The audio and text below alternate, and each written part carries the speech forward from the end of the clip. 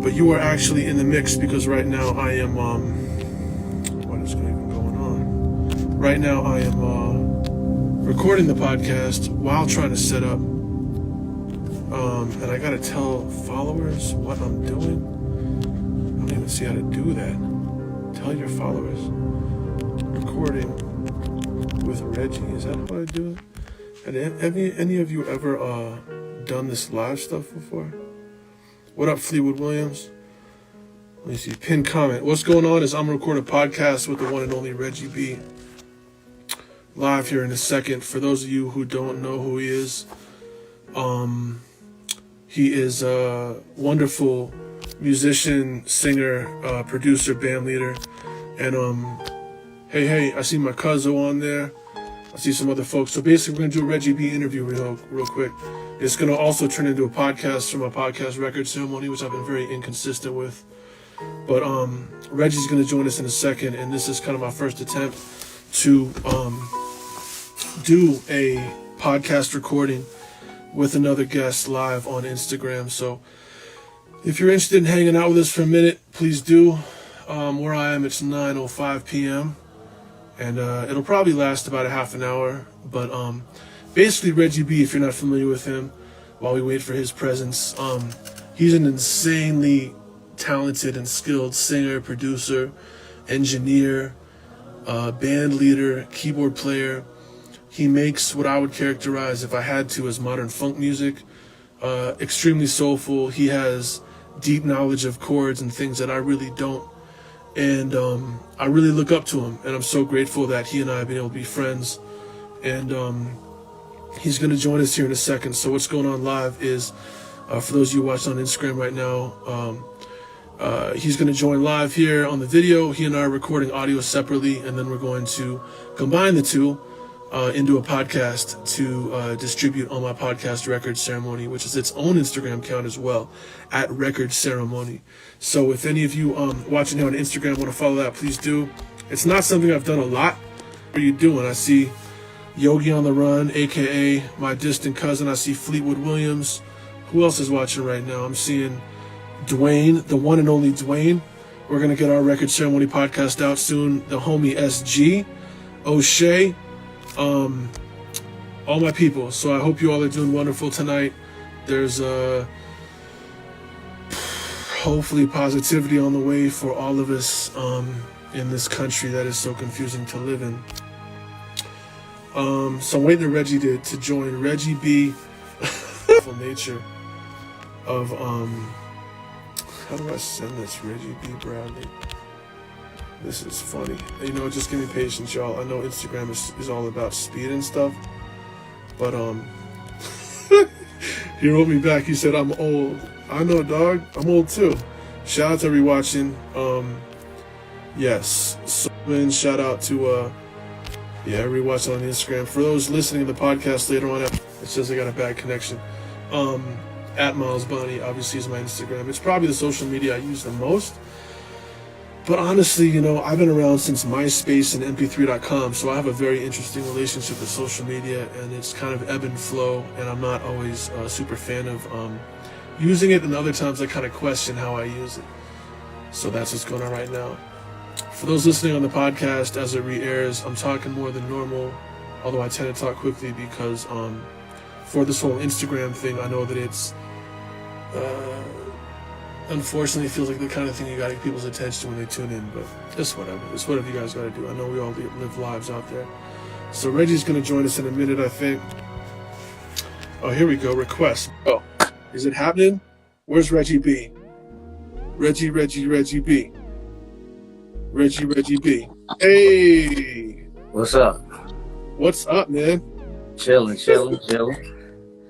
We're doing here. Thank you. In here making some creations sometimes. Yes. You know. So, Reggie B, you have your audio recording as well? Yeah. All right, beautiful. I'm excited for this, man, because I'm fancy. What's up? I'm fancy. You've always been fancy. You know what? I think the hard part with this one is it's gonna be hard. What's up, SG? And Lozano's on here. We gotta say what's up to Lozano. What's up, Essie? and SG. Reggie, it's going to be Ripping hard pics. for us to not talk for too long because we have so much we could talk about, man. True. All right, so you got your audio going though? Yeah, All right. I do. So what do you want to say, man?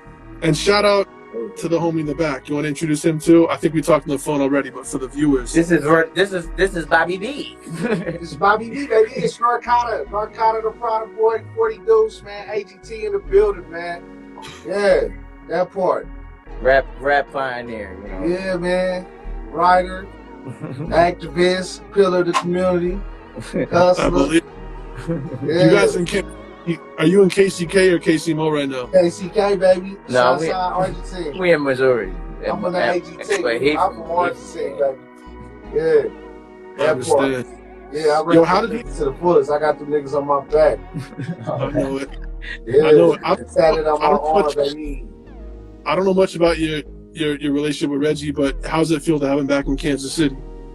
Hey man, I fuck with Reggie. Reggie he's a very talented man. You know what I'm saying? Like it was my family that hooked me up with him. And you know what I'm saying? It's been neutral ever since. Yeah, it was it's been comfortable. it was I met him through really I met his people through Spin Style. You know, Yeah, huh?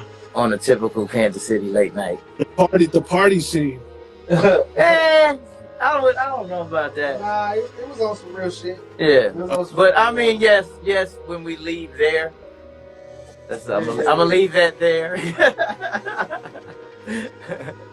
You know, the DJs, you know, I hang out, as you know, I hang out with DJs more than musicians. No, I respect, Reggie's back in KC, SG. I respect Spin Styles. Shout out to Stick who just joined. Oh man, what's up, Stick Figure? I Stick know, Figure, man. So, for those listening and who don't know anything about our relationship, me and Reggie know each other for a few years now. I have my own memories, but how do you recall that we connected, man? On MySpace, you thought I was from the UK. Did I? Yeah, you heard this pain, Oh, and that's what you hit. We were talking, and then you like, where you from? London or something? You said, it's like, no, Topeka. no way. Yo, you know what happened around that time? I think I was in college probably, and I was listening to a lot of the BBC, and it reminded me of that. But I got to give credit where credit's due. I think I first heard about you through Reach's MySpace or MP3.com. Yeah. Oh yeah. Yep. So how you doing, man? I'm cool, man. I just got back from the storm. You dig? So I know, bro. So let me tell you, as a friend, shout out to Aunt Dilla on the space. you dig? You see? I know. Aunt Dilla's like a Three Musketeers. Oh, say what? Aunt Dilla's like a Three Musketeers. He definitely, like, you and I knew each other outside of him, but I feel like he kind of connects us two in his own way too, huh? Yeah, absolutely.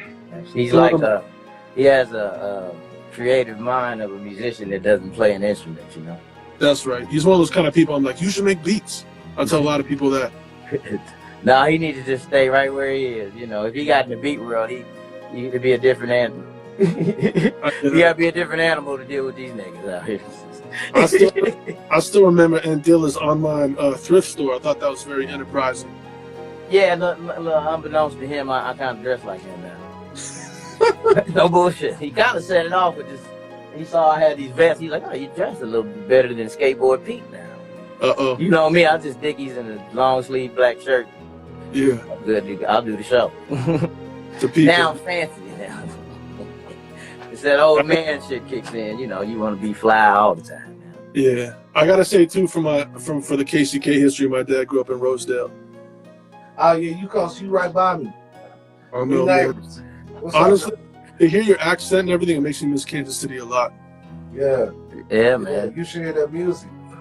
Oh, in due time. All right, so how are you doing, Reggie? What's the update?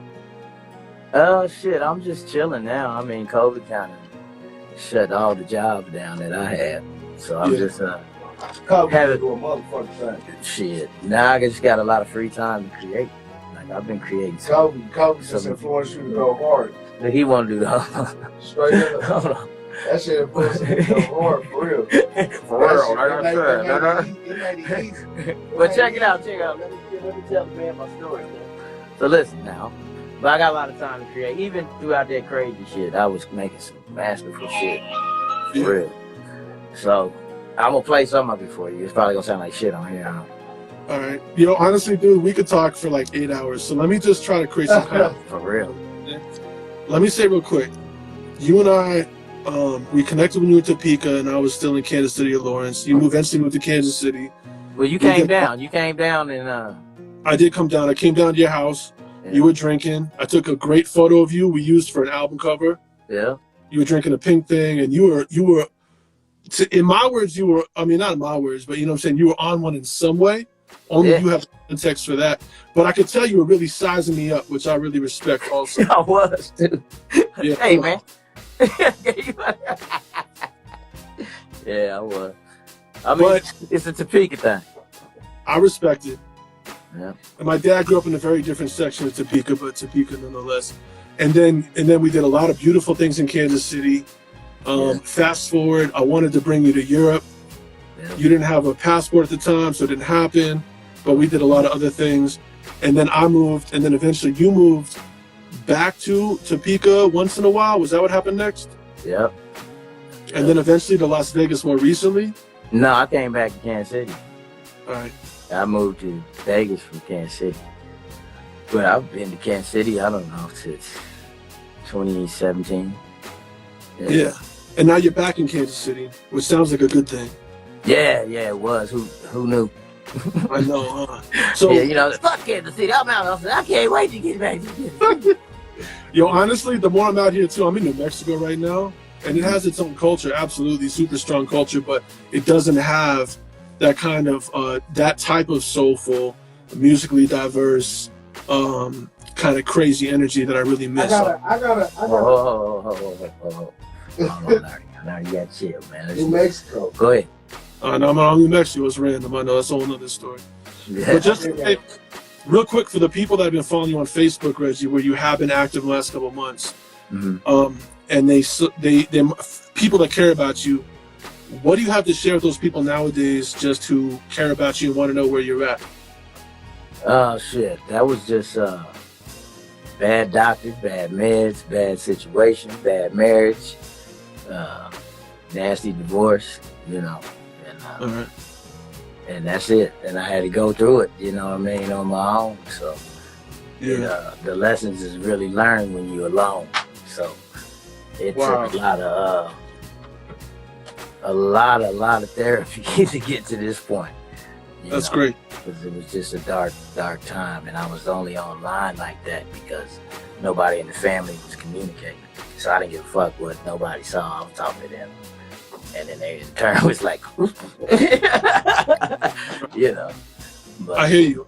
But you know, that's a negative part that's gone. We, you know, only speak about it nowadays in therapy, and other than that, you know, we stay away from all negative people.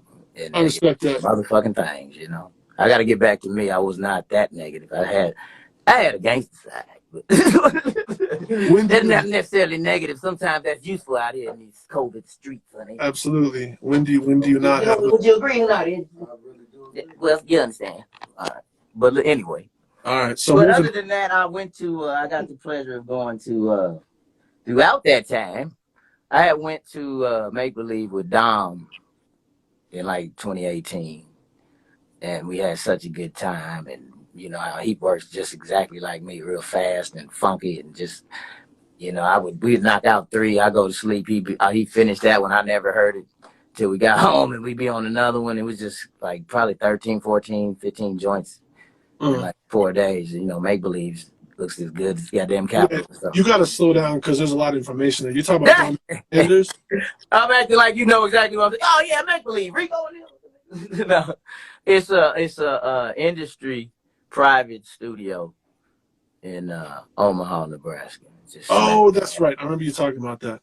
Yeah, when I was there, like Spinner was like, "Oh yeah, I've been there." I was like, and he been to the older one. Like everybody's been in that motherfucker. Like Curly's like the man in there. Terrence Martin's dad, you know. Wow. And, from doing, because Dom, you know, that's his partners, and he just said pull up, you know, and my pull up game is strong, Jack, you know. And we was in there just one take, Jake, everything, pat, pat, pat, pat. just tons of shit, you know. And sometimes we get in a zone to where we sound just alike, you know.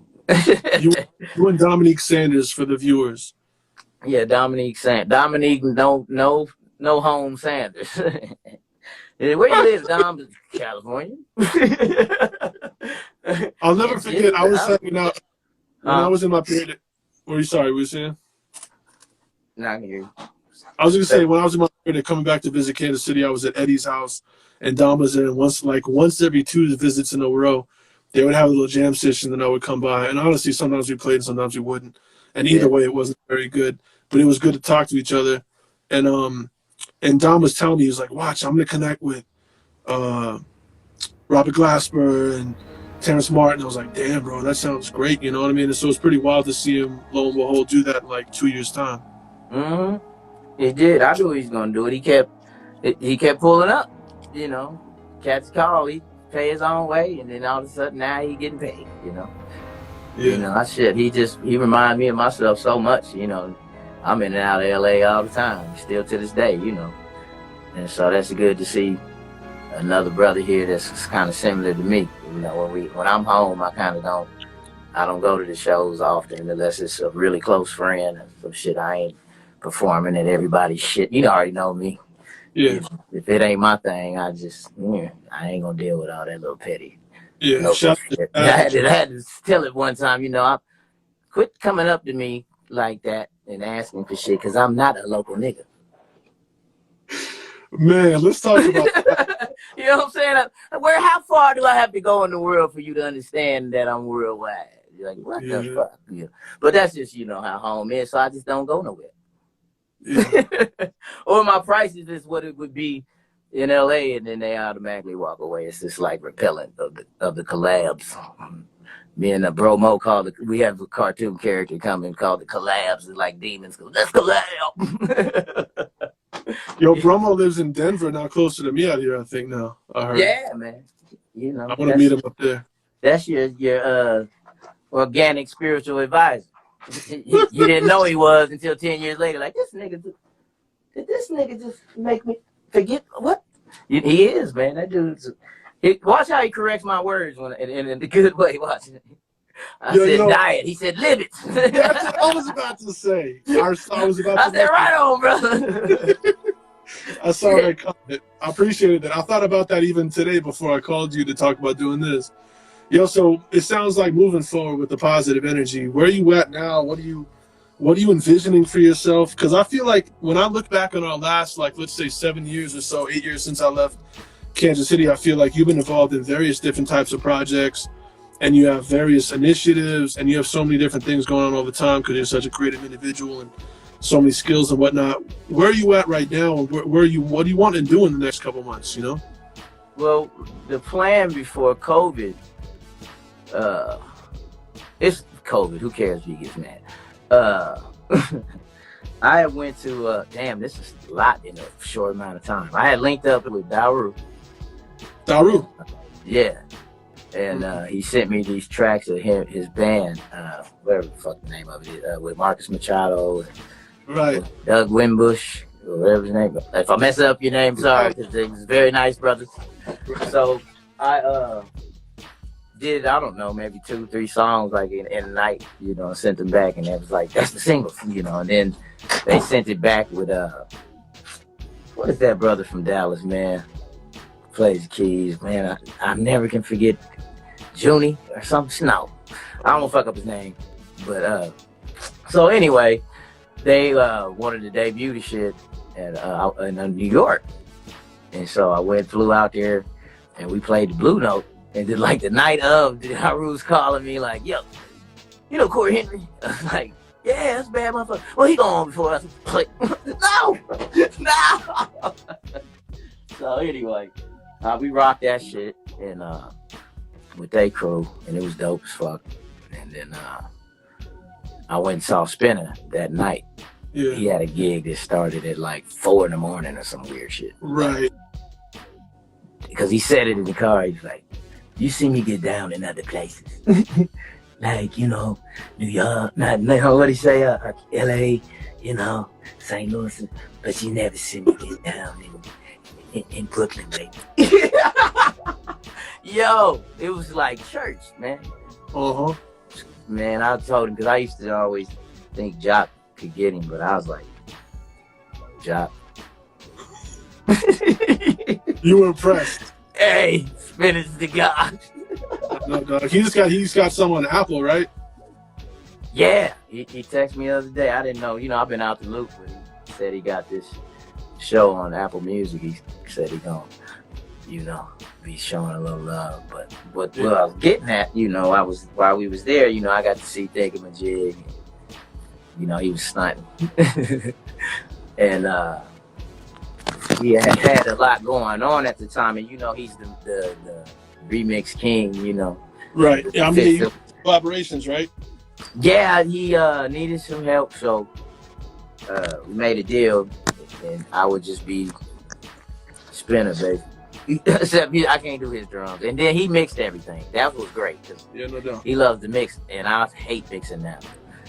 So all those remixes, really good engineer, though. All the remixes is me, and all of them, all the keys is me, and the music basically. And he said the vocals and drums, and he just let me. What he was doing was shaping me. For years, I've talked shit on his house shit, and he sent me shit that was dope, and I wouldn't act like it was. But he's just shaped me into like one of the best fucking Chicago. I'll never forget the time that he sent you. You told me he sent you some drums, and you basically like blasted on him, and you were like, "He sent me these drums, acting like it's gonna be nothing." I showed him what I could turn this into. I'll still do that. I believe it. Yo, just for the vinyl collectors and the music fans out there, do you know some of the artists of the remixes that you were involved in, so they can listen to them or collect them? Oh fuck no, man. Neither one of us about it. Man, we did so many, man. Yeah. So at the end of the year, it was bad for both of us, like and we knocked out this one, and so the next week I was like, man, send me all the remixes. He said like 6. Right. I said, that's all we did. I said, that felt like a lot of work. He said, yeah. And then 3 days later, he said this folder you had to send it in 2. There was so many things. Yeah. And so I only vaguely remember, it was fast, like 2 a week sometimes. It was like pow, pow, pow. It was the whole year. Right. So I don't know. Shit. One that stood out was what's his name, man? Oh my God. See, I can't think of nobody's name. I should. Right, man. It's relatively late. It's 9:30 for me, so I imagine, Oh shit, ain't no time in the studio, man. We don't speak time. Dude, I'm just hanging out with you, man. What's his motherfucker? Fuck it. It's alright. A lot of remixes. It'll come to me. A lot of Lady Alma. Yeah, Lady Alma. I was gonna guess that too. The one with the African dude with the beard and shit. Yeah, we did that joint. But, right, so yo, you've also been making a lot of music lately. Yeah. So what we was going to get to is we worked so much he didn't want to do no more remixes, and I didn't either. So this year we were making an EP together, and it's still gonna happen. And we were going, he wanted to put all the focus on me, and that's, still gonna happen. But once COVID hit, it was like, shit, I can't even get through to him like unemployment, I wonder why though, because I almost think it's the opposite. That of like I guess he's doing the show and the radio show and all that. But I was he can't travel. So if you think about it, he's still keeping them gigs. But that's got to be harder when you just sitting at the house and have to do, Because one day he called me, he was sick from doing that shit. He'd be going 8 hours, man. I mean, he'd go to the bathroom. Yeah. So I get it. Yeah. And so I feel that once he can figure out a better way. But yeah. I got enough fouls. I just always lose them when I move. So I can knock it out for real if I can find all the fouls. He sent a whole bunch one day. All right. So that'll be the next thing. And then NBA, Nothing But Net Honors label. I've been signing a partnership deal with them since 2018, And so it's a nice situation. Yeah. But, that slowed down, obviously. But what I gave him, just my whole Google Drive. And I said, just make the fucking album. It's COVID. I didn't give a shit. He didn't give a shit. He's like, "Oh, this shit is dope." And then he hit me back, "What the fuck?" And then next I didn't hear from him for 2 months. It's meant to be 2 months to make 2 albums. So there's 2 albums. All right. So music on the way. I'm just focused on the compositions is what I'm about right now. I was doing a lot of film work with Mikhail, so I don't give a fuck what people want. You're gonna recognize me as a composer. I know, man. There's gonna be And an honestly, orchestral album. There's gonna be this. Yeah. These 2 albums. There's some vocals on them, but it ain't about that. And Yeah. then I'll drop a vocal album on both of them. The So let me vocals are done. let me talk about that real quick. So I first knew you as a vocalist, then I realized you were a composer and producer, and then I realized you did a lot of engineering work. Now, can you expand upon the fact that you were just sharing that it sounds like you're more so about the composing even more than the vocals or the engineering at that time. Is that accurate? Yeah, I hate engineering now. I've hated engineering for a long time. Yeah.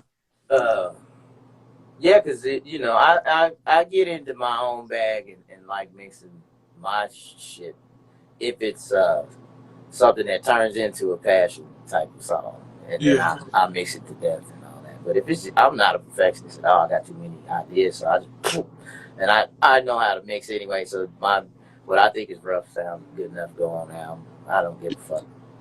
If it's you know what I mean. Everybody Reggie B. No. I turn that shit on. I make songs so fast now. Yeah. And just shit. Let's go.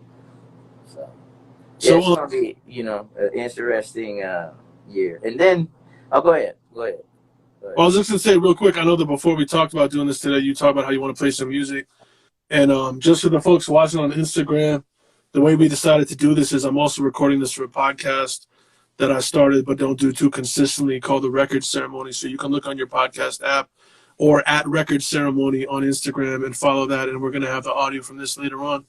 But did you want to share some of the compositions you've been working on, or what directions you want to go for as far as... it don't fucking matter. I'm going to just press play on shit. Everything is dope. Appreciate all you've been saying. It don't fucking matter what I do dope shit like Kanye said when he was Kanye. That's right. I feel like I got to start a folder just to start collecting. I already have been, but collecting all the stuff you send me, and I appreciate being on that list. So what would you want to share first? What do you feel like is the next step? This is me and Abnormal. Yeah. Said all the niggas I looked up to, they all on blow. Probably was the whole time, shit, but what did I know? As a kid on its own, I was lost and alone. It's like the more right I did, the more I was wrong. The more I stayed diligent, the more I was on. The more I stayed ignorant, the more I was gone. Brothers locked up, I'm the man of the home. Never had a dad, what example I'm showing. Thought I was helping Big Bro, but he set me back. I never do you like that for a couple of racks. Family ain't family like it was in the past. Guess I love him from a distance, I'll just hug him through text. Shit is nothing, I guess. Back to the money, I guess. But after all that, you tell me what's left, and I still press 1 to accept. Free Drew. Hello, this is a prepaid collect call from... Yeah. An inmate at Florida Correctional Institution. This call is subject to recording and monitoring. To accept charges, press 1. To refuse charges, thank you for using T Medics. You may start the conversation now.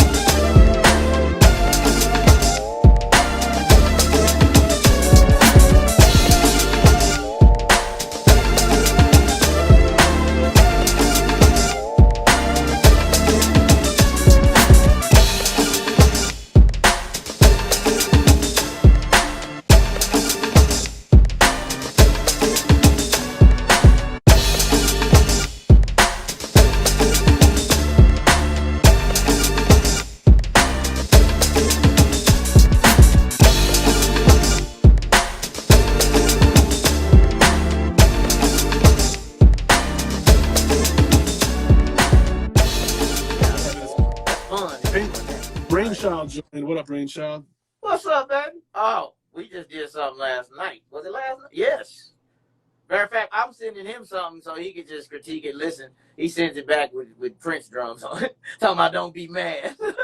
Shit, I said, send the stems, motherfucker. He made me change the whole song to like a fucking beautiful. Matter of fact, God damn it.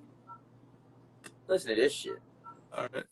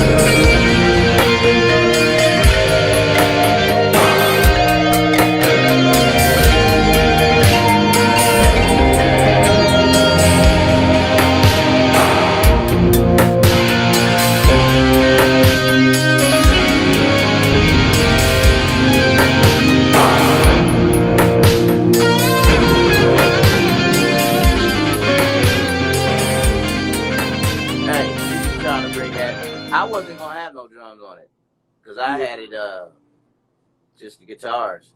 And when he did that, I fell out the bed.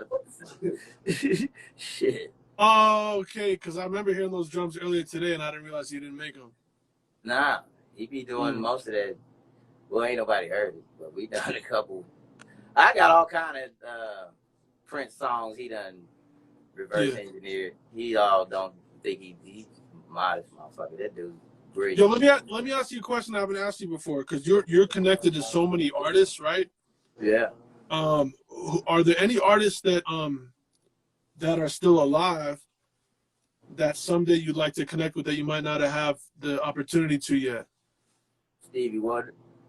Yeah, for real. That's not that hard, I don't think. Yeah. But worth mentioning. It's a beautiful blessing that he is still with us. Yeah, he's like the last of Mohicans, and he's like me and a friend of mine was having this discussion. You know how we call Prince Uncle P, but she was like, "Who's the dad?" I said, "Stevie Wonder." Shit, he's everybody's daddy.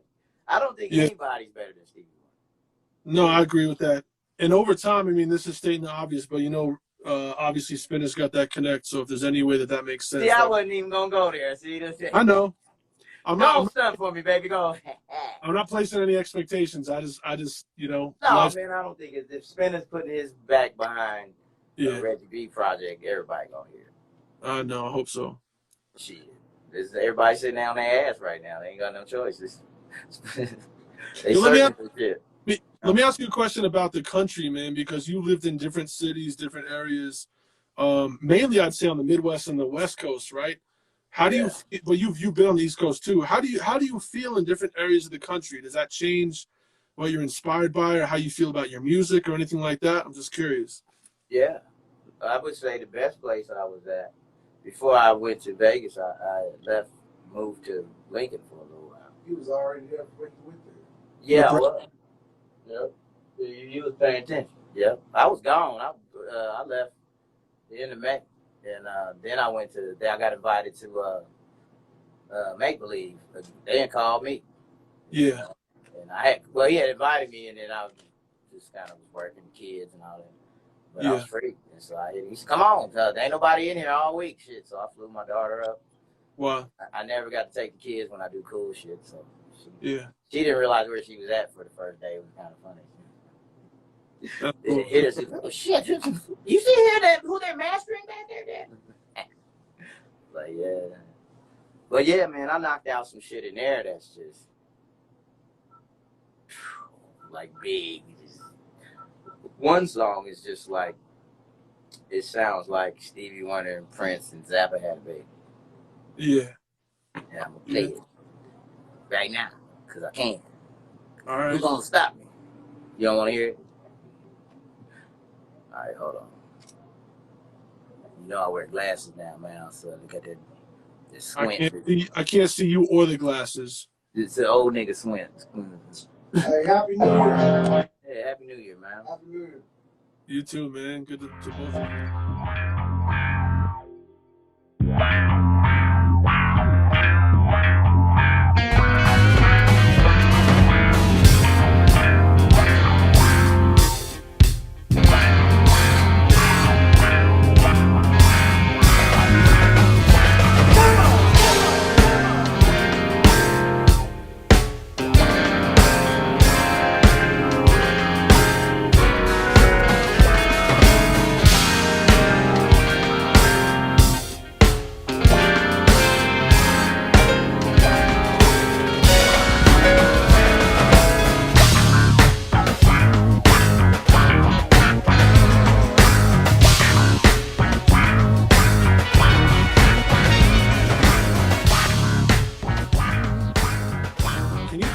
Tell us anything about your relationship with the idea of chord progressions, because you are someone who not only has the skills to understand musical theory and such, but you feel, to me, as someone who knows less, you feel really connected to various chord progressions. That's all I can say. So what can you inform us all about as far as your relationship with that whole world?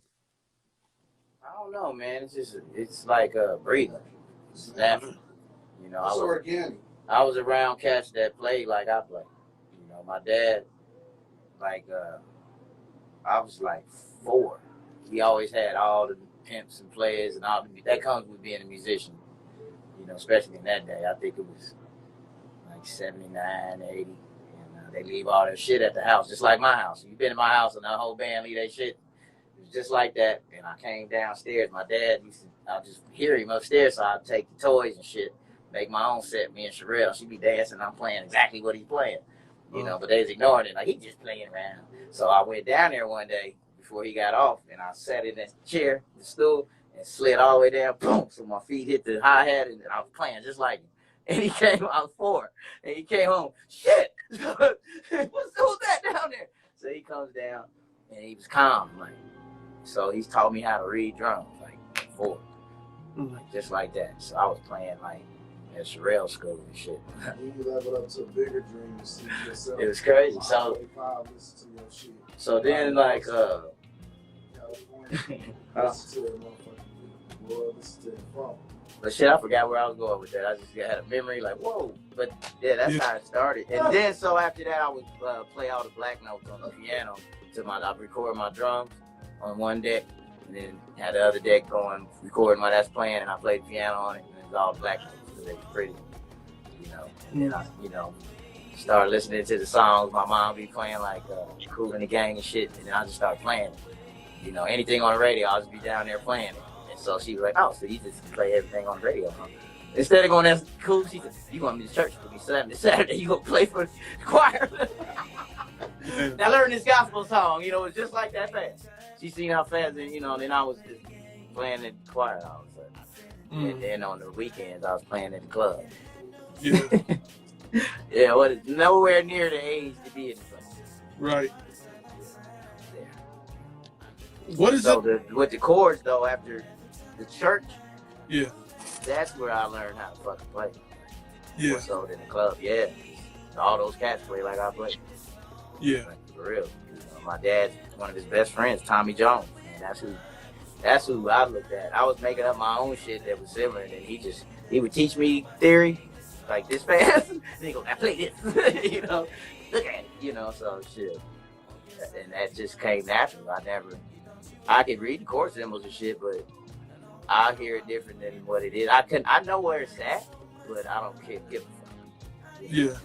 Just, Yo, almost based on what you just said, you know, as someone who doesn't understand music theory as well as you, and sometimes I've even been criticized if I try to do something like with Eddie and stuff like that, where they're like, you can't do that. Do you, how much attention do you think, or do you suggest people pay to the traditional ways in which chords relate versus don't? Because there's a lot of unspoken theory and stuff, right? It's just, but it's almost like if you got it, you got it. And if you don't, you don't. And I would say who gives a fuck about any of that theory? Yeah. Fuck that shit. Because if it's all the theory is they had to mathematically equate what they saw niggas playing anyway. You know what I'm saying? That's so my it's like we don't need that shit. That's you know, my issue I with woke theory. up one day and could do it, and I ain't lying. And there's plenty other motherfuckers like that. And when we learn it, we just learn how to identify the shit that they call weird that we play. You know, so that way I can call it to other motherfuckers. But when I'm creating, I don't think about none of that shit. Right. Yeah, that's always been my issue with it. It's not that I'm resistant. Well, I am resistant to learning. One, because it doesn't really interest me, but also because I feel like it's just people's analysis of things that people naturally did and trying to make a system out of something that was not about identifying it. You know what I mean? It's taking the funk out the funk. Yeah. You're making it not funky no more. You know, All right. that's watered down. If it's organic, then it's coming from Right. the universe, right? So we conduits, right? So why would a conduit stop and say, well, let me make sure this is the fifth going in. Exactly. So when I hear cats talking like that, I never come back again. I always appreciate it, even before on the text. I want to say too, so I don't even know how to say this person's name, but PJ Lefty on the Instagram says they want to know the story behind my Sunshine. That's probably the most The lamest story ever. I made that album so fast. I didn't realize how dope it was until a couple weeks later. Shit. That was, remember? Well, we started it before I left. But once I got it going, I did that album and Future Music the same time. And the Go album. All at the same time. That's true. There was a lot. You said before you left, where? For the tour or what? No, I just went to California. Yeah, but you were going to California a lot though, right?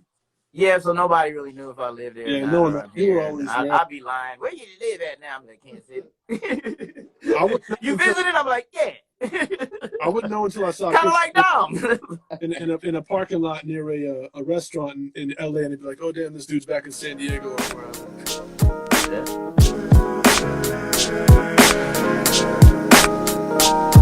You won't steal my sunshine again. But man, it's funny you say, because it's always the jazz cats around here. Not jazz cats everywhere, but around here, the younger ones. They be like, "Yeah, you can't put the fifth in the." Yeah, it's music. Like, I can put my foot up your ass. You like that? That's a full five. I'll put a five in your head. I blame music colleges. Huh? I blame music colleges for the good and the bad of jazz and chord theory. Well, I think there's a time and place for everything, and so I don't have nothing against it. Yeah. It's just that, you know what I'm saying? If I'm getting down at a jam, man, I don't want the guy in there going, that scale doesn't fit with the outfit, man. Listen, where I grew up, my dad would kick his ass. Hey, Arnie and them was like, "Get the fuck out of here." That's what I grew up around, you know. Yeah. Usually musicians be the, you know, in that time was the most gangster motherfuckers. That's how you think how rappers is like. Right. It's niggas. Impoverished motherfuckers. Even if you live in middle class, you still get treated like a nigga. So just what Jay-Z said, still a nigga. Music is forever the sound of times. Music is joy, music is pain, music is hate, music is love. That shit is the sign of the times. You remember music in any point of the time in your life. Yeah.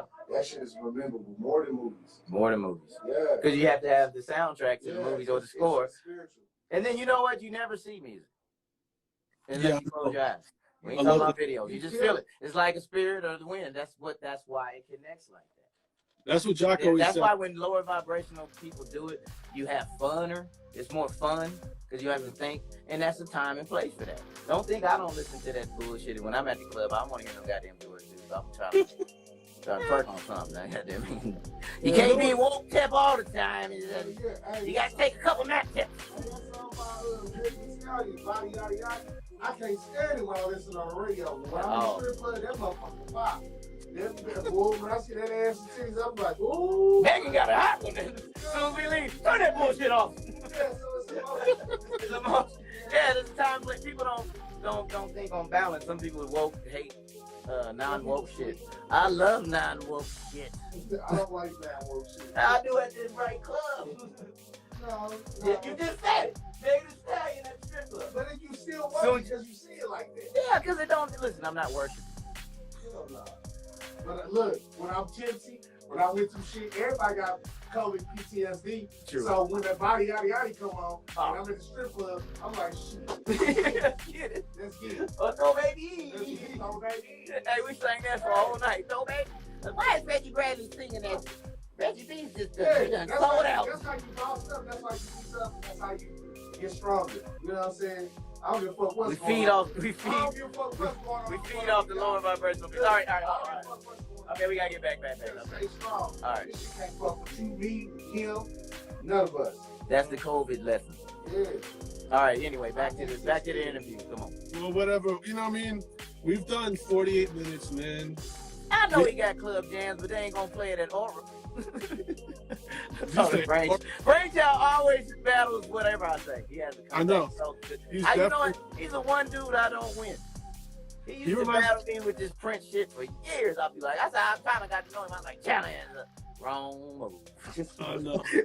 He'll pull some shit out of, like, hold on. You know, you ain't got this. Always wins. Now I know why, but I'm going to keep it to myself. Yo, that's the beautiful thing about the musical networks over the internet and worldwide is it's so cool to find people that are as deep into things as we are. You know, I found them because one of you motherfuckers was listening to it and that Gordon Gartrell, and I was listening to it and the nigga played my shit. I was off the Go album. I was like, so I didn't say nothing. He kept doing it. I was like, oh shit. And it's Sam and I said, okay, so Yeah. What's up? But he just been, solid dude. Now I call him a friend, man. He stuck through me through this whole shit. The whole time. There's a lot of good dudes out there that, that are in the game that ain't lizards. Yeah, right. Yo, real quick, not on a personal side, but more so in general, just because I appreciated what you both said too about. You said you guys said everybody's got COVID PTSD right now, and it's actually kind of comforting for me because we're all in our own homes and our own cities and our own towns or wherever we happen to be. But this thing is such a massive worldwide issue. Just to say real quick, just to help people in the future and whatnot, looking back on your time in Las Vegas and stuff you were going through and whatnot, how would you suggest people that don't know how to help other people could actually do a better job of helping people that are needing some support at a certain time? Or how shut the fuck up. Quit telling them what to do and listen. All right. Just shut up. Like everybody, especially black people. Like, they just tell you what to do. They all preachy and shit. No matter who it is. What you need to do is go. The motherfucker just having a mental breakdown. Like, ah! You need to go to pray. You need to go to church. You need to talk to pastor. You need to get some money. You need to get some drugs. Motherfuckers just. It's just because you need to. I was like, well, I just need to not ever talk to none of you. Oh, boy. That was the more of the depressing part. Yeah. It's but like I would say just sometimes motherfuckers just need you to listen to them. Yeah. And then they'll tell you throughout the rant what they need.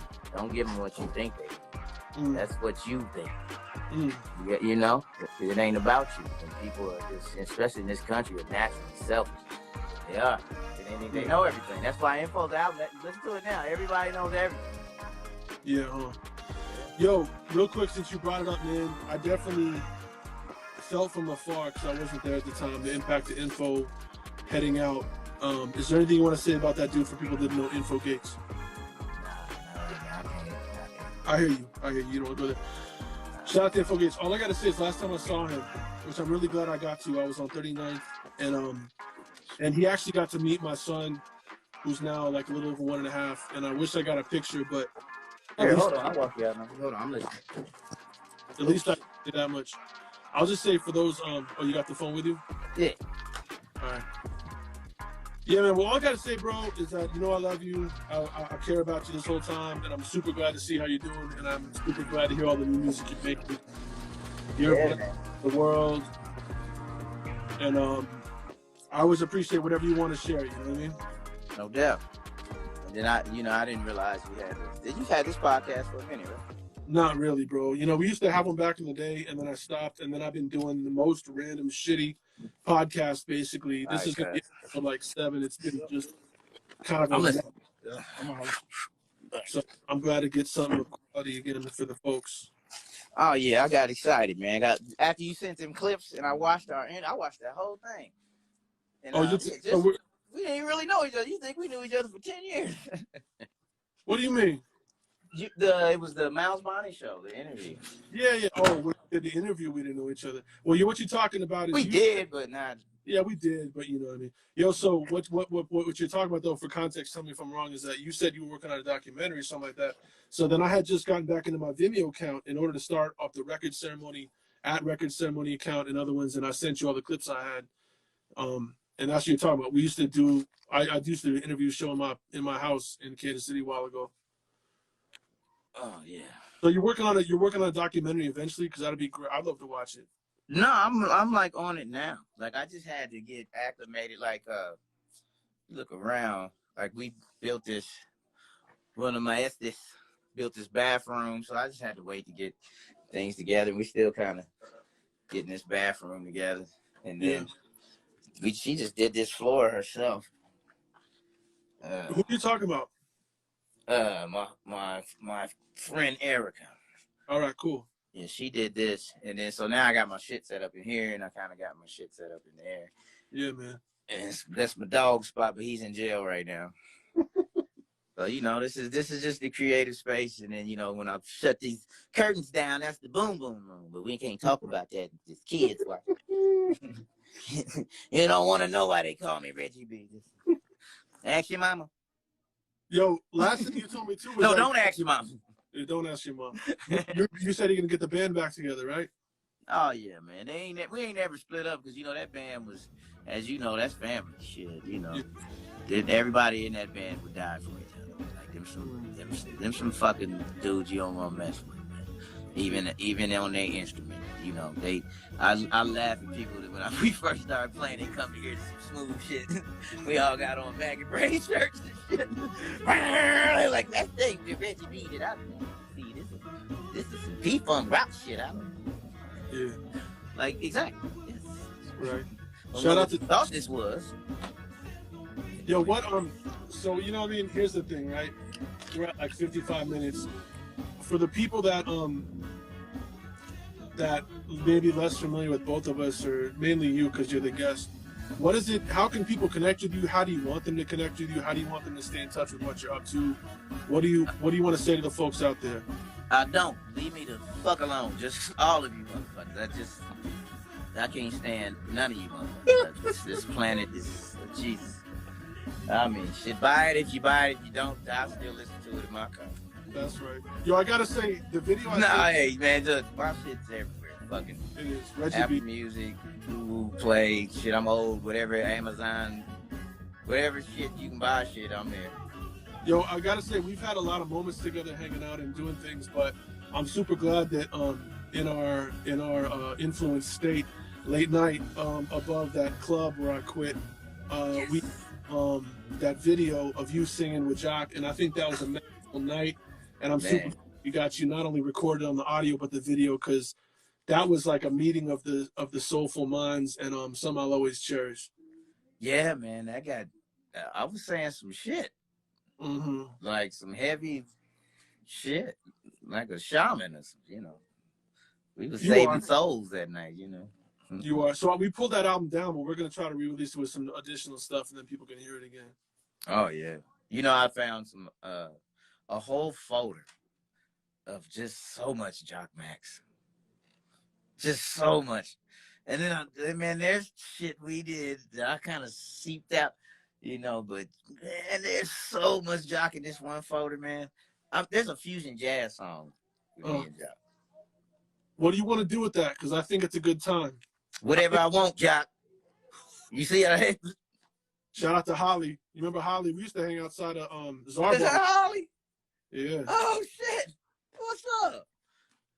Yeah, Holly was at the studio. She was in the scene. The White House, man. Shit, anybody was at that house. It seems like any you're hour. It's good to see you. Yeah, what's up, Holly? I see you had a baby. Yeah. All us old folks having babies. I gotta say, man, with respect to you and Jock, you know, Jock is not someone who releases music on his own too often.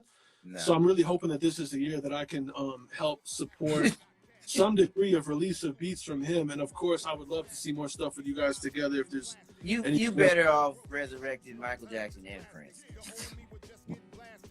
Cause Jock is like, I damn near was just gonna kid. I put a post when we dropped that one song. I got him to do it. Had on his face mask and a gun. It's me getting Jock to release some shit. I know. Hey man, I ain't mad at him though. I mean, shit, you get tired of this shit, you know. I know. In the game, so that's why Jock like y'all really spin and put whatever on it. I know. Sweat out the cousin. I know. So I ain't mad at it. I mean, look how happy he is. He's a very happy guy. He is a he is. very happy guy. We all be stressed out. He'd be like, hey, how you doing? It's true. We should have listened to him a long time. You know what? I stopped for a couple years. Nobody knew it because I dropped the album, went to LA, and did my thing with Dame, and came back here and do shit. We got a job. I was like, fuck this. And it's like, Reggie, still going? I was like, no, I ain't going. Real guys, I'd be like, man, I'm stopping for a while. They'd be like, you can do it. Right. All the fake, like, don't give up your craft, and the Lord will tell. Shit. You ain't been in this business, hey? I think this would be a perfect moment for you to give some advice to young musicians. Quit trying to get on. Just do your fucking thing, and if you find your niche, just do that shit. That shit'll come. Money will come. All that shit'll come. Just live your life and be creative, man. Quit thinking so hard. Every time I hate young motherfuckers now. What project that going on? I'm the one in the ether. I don't fuck what. Right. Everything's a project with you motherfuckers. Make some music and shut the fuck up, and then you'll have a whole library of content. That's right. So if you stay ready, you ain't got to get ready. That's right. Bartholomew B. That's the quote from that nigga. All right, look. They like, that nigga is crazy. Yo, how long since we had a phone conversation? I don't know. We've been texting a lot more than that. Yeah. Why? Wow. I don't know. You know what? I guess it's convenient because I was traveling a lot. I was. You travel a lot. Yeah, because now I text real long to people and they like, why are you doing that? Because you're crazy. I'm like, I don't know. Because you be traveling, you want to get it all out and you get on the plane or some shit, you know? Yeah. People Well, also, man, you probably know who your real friends are now. Man. I noticed one thing when motherfuckers realized I was back in the Midwest, the show got quiet, didn't it? Oh, yeah? It's shit, yep. What? You got a little quite less twerking and all kinds of stuff. Everybody... How do you interpret that, though? Huh? How do you interpret that? What do you mean that it got more quiet? What do you think's going on? Oh, it's just that Facebook, you know, people on the internet just yep, but then they realize Take it. Well, you know, you close, they like that nigga's crazy. Maybe we should just, you know, hope he gets the help he needs. That's what they say when they punk out. When you get, I hope he gets the help he needs. Right. So basically, he went to shit. I didn't say yes. What up with Rashawn? Rashawn Ahmad just joined. He's a good dude. He was out here now. He's from the Oh man, see, these are people from all the way back to, man, what I'd say MySpace. I'd say, huh? Yeah. Think about it, man. There's a whole group of people all around the world. We're like all friends. I know, man. I think it's beautiful. I just It's wish so dope. Hey, and every time I talk to some of them and I haven't talked to you, they talk to you. Like Tico. I was like, you should get Miles. He said, oh, Miles already verified. I said, oh, shit. You talking about Tico? Yeah. Yeah, I hadn't talked to you, and I'm talking to him a lot. No, he's a good dude. I met him. I knew him for a while, but I actually ran into him in San Francisco, but he used to live with Approach. Yeah. A lot of those guys over the years, you know, I fuck with them or be doing it at the Funkmasphere or something, doing something, you know. I'm still mad I didn't get to go to that night, especially when you played, but I didn't get to go to any of them. I didn't get to go to Low End Theory. I didn't get to go to Funkosphere. What? I know, bro. Oh, Low End Theory was majestic. I know. Man, I went with Armor and Thang. No, we did Funkosphere, and I didn't know that's where I was at. It was so funny. I didn't know till I was home. I said, I did Funkosphere. Because Dane's like this. Anytime Dane sees me, he just throws the mic in my face. Even if I be like, you gonna get on and do something? I always say, nah. He's like, so we get angle. Dane's a great guy, but you're a better singer, no doubt. Damn. He knows this. I am, though. Yo, you got to see him, right? You got to see him. I am. That's my brother now, though. You know, over time, he's kind of like me. You got people try to figure him out. And I figured him out with other people be figuring him out, so it make me try to figure him out. But I figured him out a long time ago. It's not much different. He's just way more laid back. Like, way more laid back. But don't get it twisted.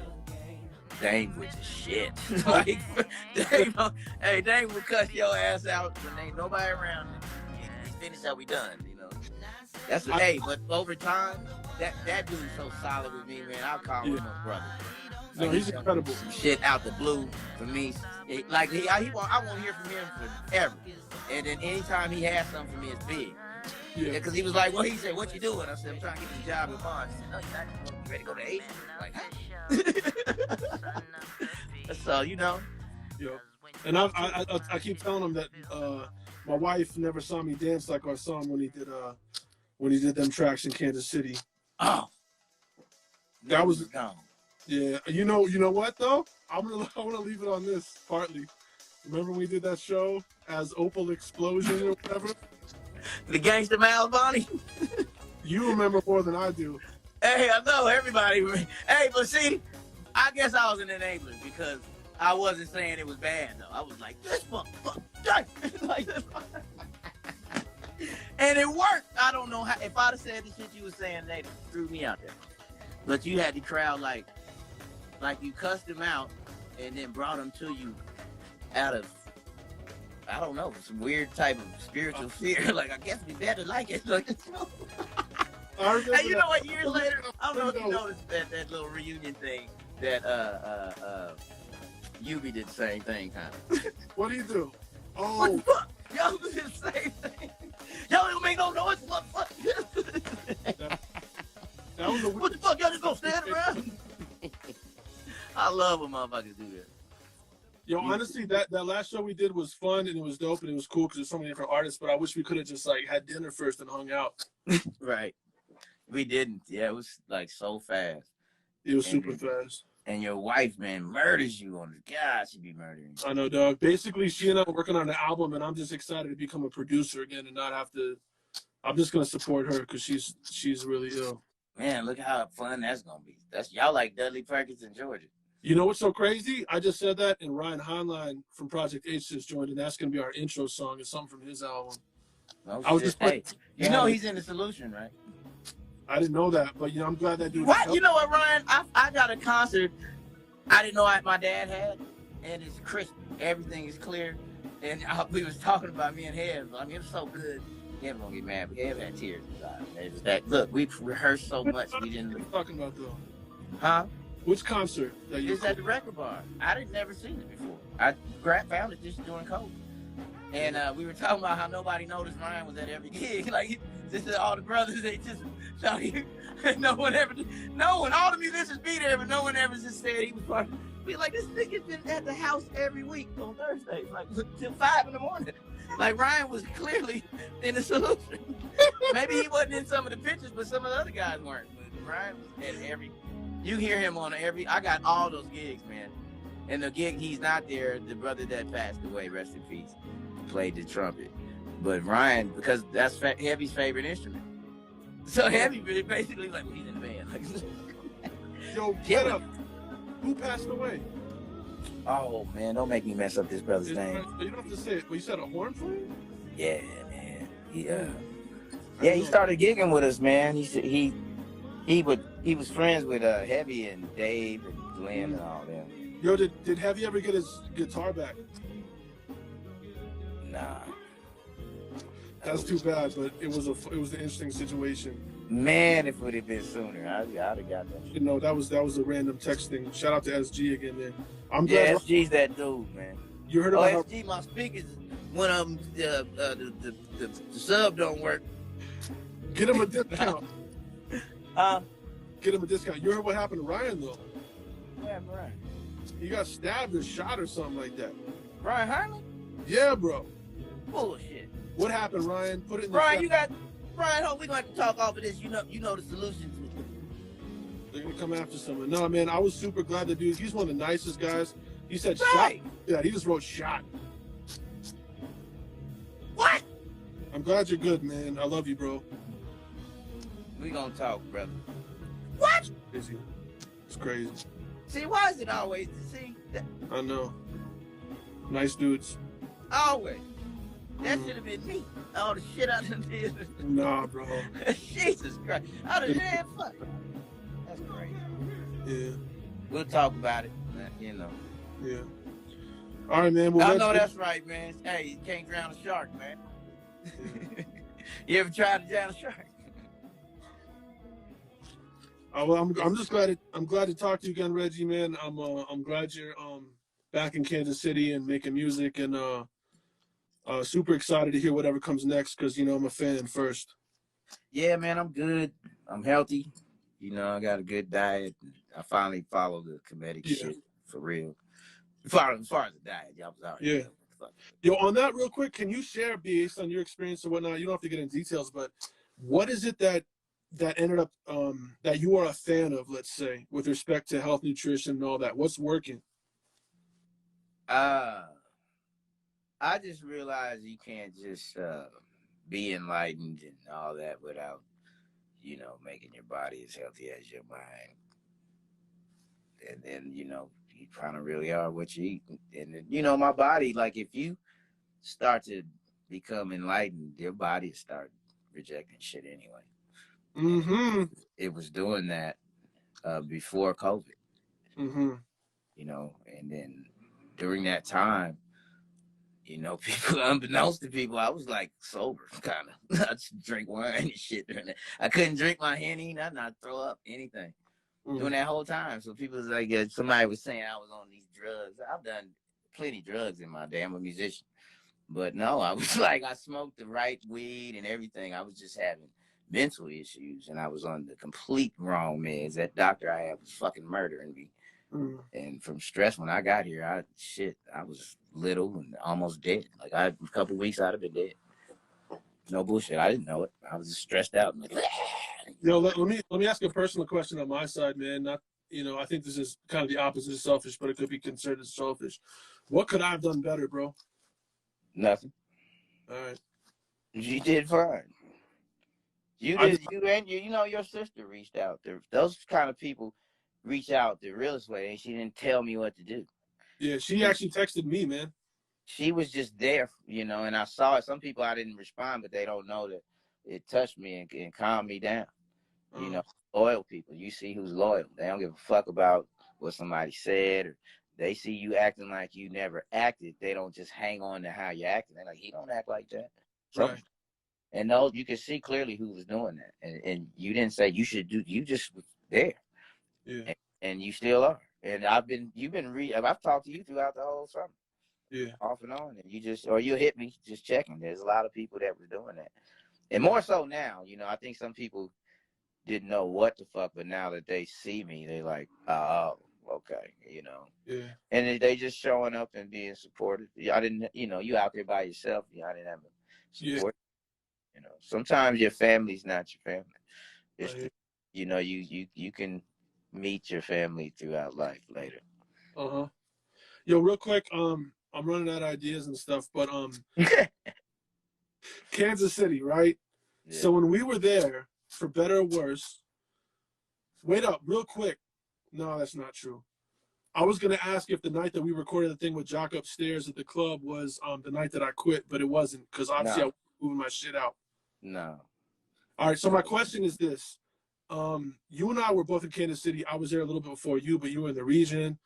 We were talking on text, and I've talked to a lot of people who live there now about what isn't happening. And I was telling you how it kind of hurts me because I have the best memories probably in my life on honestly, as far as a performing DJ, with being in Kansas City, having dance nights, having good people around, really strong, positive vibes with like current music. Yes. And it's not like that. It sounds like, and it's just depressing to me because I would love nothing better than to come back once in a while and guest or like support whatever's going on, and it's not happening. I don't know, man. I wouldn't do it if you have to feel, there has to be some type of energy going in that direction first before you jump into shit. You think the energy is not like that to begin with right now? Fuck no. No, we like unicorns wanting to walk around here, man. I don't like that at all, bro. People call me a unicorn here, and it honestly makes me angry because I'm like, I don't like to feel unique, honestly. You know what I mean? And I put it like this: I'm not a part of the scene at all. I go to the same places with the same owners I've been knowing. I go to wherever Steve owns, and still go to the riot room. I don't give a fuck what nobody says. I'll go to the riot room, walk downstairs, sit in the office. You know what I mean? That's home. And so Westport, you know, we midtown motherfuckers. We ran that shit. We did, like literally, at the apartment and all that. Man, Westport is like college hill. Like, you know what I mean? It's like frat fraternity type shit. Do you think that has to do more with do you think that has to do with more what modern music sounds like and the age that people are that go to clubs and what they grew up with versus our era? No, because no, I don't. I think that's what the city is forcing upon that area, because there's always what the young ones are doing is different than these. When we was doing our thing, every scene was popping, and we were the only, I would say, group of individuals that crossed the genres. Like as far as shows, not as far as maybe what we was recording, but as far as shows, we fucked with everybody, and everybody fucked with us. You can see Chop Popper at our show. You know what I mean? You can see Reach throwing a night at Riot Room, and Reach have all of them. Yeah, you know what I mean? We weren't snobby. It was just a very, and I think it was because our temperament that everybody just dug it. So everything we did was popular. Yeah. Even if you wasn't singing, then we was. Remember, we had a CD release party. We didn't perform shit. We had the Firefly. That's how we began. We announced it, had flyers and everything. We didn't perform a fucking thing. We played it, and we was up there, and everybody was partying, but we, probably passed the mic around like we do anyway. You remember those bottles of red wine I used to get called the bomb, and I would get like 6 in one night for free and just pass them around? Yes. That was one of my... Hey, we looked like we was balling. Not at all. Not at all. Hey, it was fun. It was fun, bro. It was fun. And then what we were building around the world, I would say me and you were way ahead of everybody on the internet game. Like, we was taking side deals. And we was doing the same shit. Me and you parallel that the other cats wasn't really doing. We both had deals overseas whenever the fuck we felt like it. We started knowing all the same motherfuckers. We was on the same radio shows. We knew all the same. Like, it was it's still dope like that. It's still dope like that. But at Kansas City, I wouldn't. There's nothing wrong with throwing something, maybe, but I don't give a fuck about it. I love living here. I know, bro. But as far as the scene, I'm too old anyway. I know. Well, I'll tell you, as C-Star on here knows, in Taos, nothing's open past like 8 anyway. But I will say, without a doubt, the worst part about living outside of a city and in New Mexico, where I do right now, is there isn't a late night creative scene that is public. It's people staying at home, doing whatever they do at home, and that's great. But like, I definitely miss anything about any city where you can go out at night and see people and feel energy and be around people and vibe, man. And that's honestly what I miss. I don't know if you've been in situations like that for a while. No, I haven't in a minute. Now what I will do is if, I do know all the dope tastemakers in the town. I ain't gonna lie. So a lot of times, like when I was still married or whatever, like we would go see Dom and then play jazz. Or so I'd see my guys play. I'd go see Lenny D do something, and he's one of them guys like you. He'll be DJing, but it'll be a bass player and a drummer. You know what I mean? So I would do that, and then Lenny and Dom would forcibly make me do shows that whole time, even when I was in the speaker. Nobody noticed that I was be at their damn show like this. They come to Topeka. Dom would come to Topeka and stay like 3-4 days. at the house, and then Dom, he hang out with everybody in the peak, all the gangsters, everything. Dom is just the coolest dude ever. he knows how to make it happen. Man, I hate when people go getting all in their feelings. Like, you know how in this business, when you moving like that, it's not personal, motherfucker. He's just doing what you ain't doing. He ain't sitting on. He's just busy, and he's in a lot of situations where he can't talk. Well, people think that what he's doing has anything to do with them. That's how people are. You know, he could put some on the phone. Like, no, he couldn't because you suck. But since somebody's telling you that, that's why he didn't put you on. He's moved to a very select group that there's not much wiggle room. You know what I mean? And it's so funny that he ends up around some of the same motherfuckers that, you know, I knew coming up out there, like Terrence and all them. You know, it's so funny to me. It's like he lives like a parallel life of mine, but he's more successful because he's younger and can do doper shit. But Well, you know, and for real, like when he told me he's with Terrence, I was like, this dude used to pick me up from the train station, man. but also, man, you know, you got your own genius that demands of you a different sort of pace and to with people. Well, you know, I got used to, I used to hurt my feelings. Donald would always tell me when we leave somebody's like Raphael Sadiq studio, whoever the fuck. Donald Hayes is who I'm talking about. That's been my big brother since, I don't even know, I was 12, 13. We met this nigga through Ronald Wine in Detroit. And he joined our band. Ever since then, he's just been in the family. I've been in his, and he's like the top sax player in the world. You know, I done met so many people growing up just staying at his house, and we just go. I gotta go lay some horns down. And it was Bitches Soul, Raphael sitting outside. But you know, coming up out there, it's not a big deal. But, you know, I wasn't really freaked out. He's just cool. You know, Donald always like, he the baddest motherfucker. You know, then they be like, you know, then my shit gets played. They like, So I'm sure I got shut out a few times.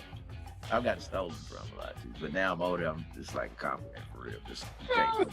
Now can't. I'm at Quincy Jones, zero fucks given. Can't none of these niggas fuck with me. I don't give a fuck D'Angelo name. None. I'm glad that you're back in Kansas City. I'm glad it's working for you. Yeah, you know, I always comfortable here, man. I get the same things here that I can get out west, man, as far as food and shit. You know, people just, hey, ain't get the same food, but then you ain't looking right. Because there's some great goddamn food in Kansas City, and it ain't just barbecue. Right. Okay. Yo, You need to come and visit in the COVID land, but you can't right now. You got that little baby. Dog, you know what? Honestly, my daughter, the older one, she really... Well, first of all, both the girls have fond memories of hanging out with you and your girls. But what I was going to say is that I want to do one trip with each of my daughters, and the older one wants to come to Kansas City and just stay in the city with me. Yeah. And so we're going to do that. But let me see real quick. C-Star, my friend out here, says, what other cities gave you the vibe you both shared in Kansas City? I would think that's more a question for you, but... Shit, I could easily answer that, because I would go to L.A. and feel the same fucking way I felt in Kansas City. I get the same privileges there. Come back to Kansas City, do the same thing. So I would say LA, I get that vibe. But that's because you have connections there too, right? You have a history. I had connections here. I have history. I know, but I'm saying that from my perspective, I guess. I don't have connections in LA like that, so I don't know how that would be. I would not say that. Maybe you don't look at it that way. I don't look at it that way.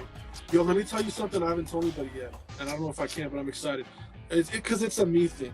You heard of Blue and Exile? They're kind of like hip hop folks. I met them several times. So I just recorded horns for them, which I'm excited about because some of them I'm excited about. Have you seen them live? Nah, bro, but I know they got vibes, and I know that he does the MP live. I don't know if he probably, because we didn't conversate, but I done met them niggas. They just in the scene. Most of the shit I go to, they there. Or that was a long time ago. Yeah. Sure. I met up with Sadiq when the Platinum Fire Pipers did that second album. Right. At Coltrane. And so I was in LA.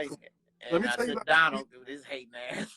Wait, you met Coltrane a lot in person though? Because I met him in he was not big talking to me. I met him again when I meet him again, but you know, he was in St. Louis. Yeah, he lives in St. Louis with Black Spade now. I'm a huge fan, bro, and he was not having it when I saw him in Austin, but that's okay. I still love him.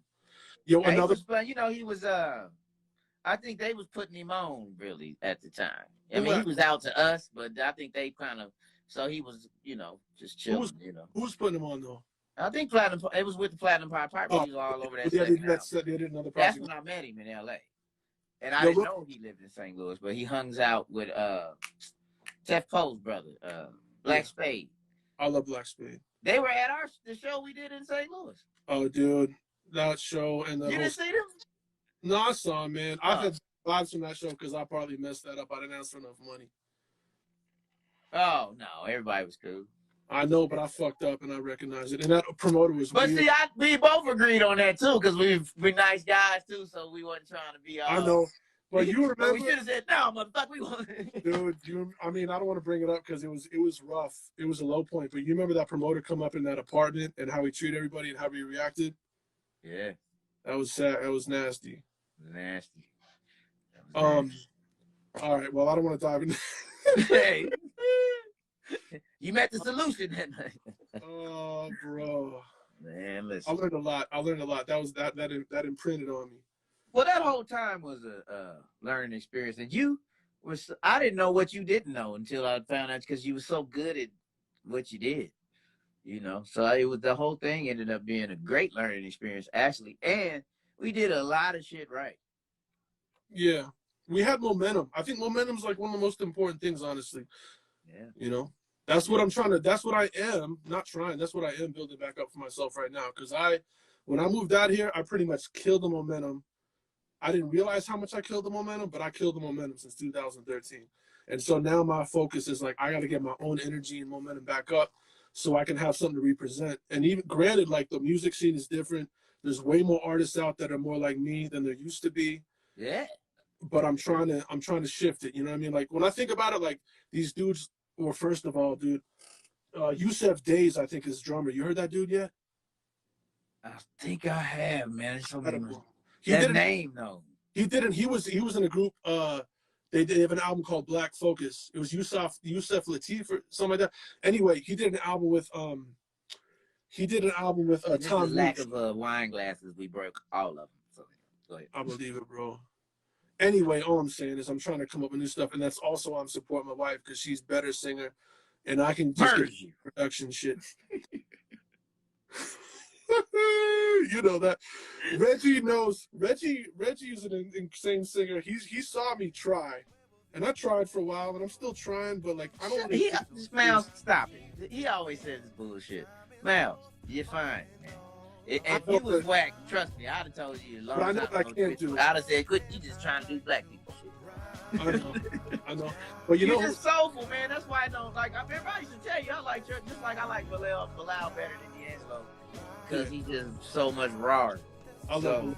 And you don't sing like Bilal, but you have the same type of approach. Like you don't give a damn. You remember, you was the most freest motherfucker. You would write a song with no hook and maybe a hook, kind of. And you didn't give a shit. And everybody's like, that's dope. I was like, it really is, Miles. That's just because I knew you personally. You didn't hang up on a lot of shit. You just kind of like. Can I tell you about Bilal's story? So he did a show in Kansas City, and Glenn North, who used to work in the Jazz Museum, gave me my Incense and Wine CD.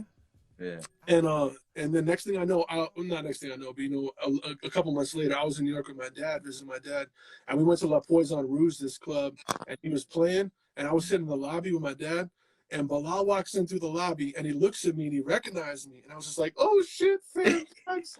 And he was like, yo, he pointed at me, I was like, Incense and Wine. He was like, yeah, that's a dope title. And I was like, okay, you probably didn't listen to the album. Right, but you love my title. And you know who he's really good friends with, or was? Mikhail Colombo. Well, of course, bro. Well, they did projects together, man.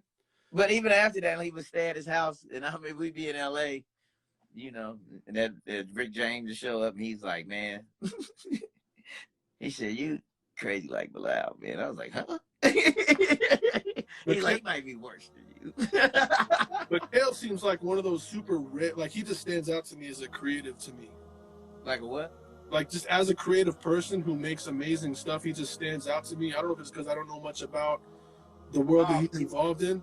He's a super, super creative.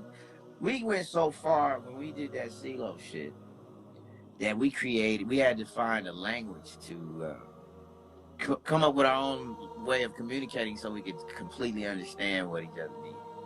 It was the dopest experience, man. And we was already tight, but we got way tired, doing that. And the crew was just me and him, so it was like, that's my brother, man. You know, he now that dude, you know, he's a real motherfucker. Like, you know, even people, you know, try to fuck us over a few times. And shit. Hey, even business wise and just like, you know, he's you know, in this business you got to be tough, and he's tough. You know, he cussed me out. Shit, you know, he's that kind of friend. Fuck you doing? You know, he cussed me and Drain out over the weekend. He would just keep playing your little Prince songs. Is what he told us. There was a time or two I think I could have cussed you out, but I definitely didn't because I respect and appreciate being around you too much. Oh, everybody wants to cuss me out. You know what it is, man. Well, I'm older now. It's still there, but I just now I'm coming into my own. I just don't change, no matter where I'm at, and that's some people find that terrible. Like, you should just act better. And why? You know, you don't like me, just tell me not to come. I've been kicked out of better places. Shout out to Steve for that one. Yeah. He always said that. Well, I've been kicked out of better places. I always look at me and be like, what do you say? Like, watch for deer. Watch for deer. Watch for deer. Man, that's when you know he's getting lit. Now, he was the life of the party, man. And I remember he came in, he had all the women, right? With him, bad motherfuckers, NA Sounds fans and shit. He had on some snakeskin white Libra print pants with a black shirt and a goddamn trench fur coat. And I had met him briefly with you, but I came up to him. I don't know if Aunt Dylan, somebody was with me at Jamaica. So I said, bitch, I was gonna wear that outfit. That nigga. That was it. Introduction right there, man. Now, see, somebody else would have said, he's just rude. You know? I'm just Reggie B, man. I'm many things. But if you don't get to know me personally, you don't know how sweet I am. That's real. Because I don't like people. I just don't. Yeah. I like strangers. Because there's something new way about it. cooler than all of my friends. They're nicer people than my friends. I like helping strangers for that reason. But anyway, I'm done. All right, man. I think we're gonna wrap it up and do it again some other time. But I really appreciate your time, and I'm glad we got to catch up. And thanks for doing this. Yeah, it was like we just hanging out at the house. Mm-hmm. I'm glad you stopped the music because it'll be going for like 4 hours. This another album right here. You're like, Jesus, look, we like your music. No, it's not that. It's more so I couldn't hear it that well over the Instagram, but I hope that we can drop some snippets into the podcast so it sounds good. Oh man, I can drop whatever song I ain't gonna know. Yeah. Like this. When you swap out your audio, just throw in whatever you want. I'm already telling y'all. Look at this. There's people there. We got like 7 fans. That's big, man. It's been consistent too. You know, I've never successfully done this either. So I appreciate all y'all. Shout out to Hamish and everybody tuning in. And yeah, man, I love you, bro. You know that. And you know, love you too. Reach out anytime. And I'm just happy for you. Well, when you come, bring that baby. Absolutely. You know what, man? I'll never forget the last time my kids were together and how much fun they had. They still talk about it. No shit, man. Yeah. That's a whole nother story. I know. We'll leave it there. All right. Take care of yourself, man. I love you. Have a good night. Love you too. Peace. All right. Peace, everybody.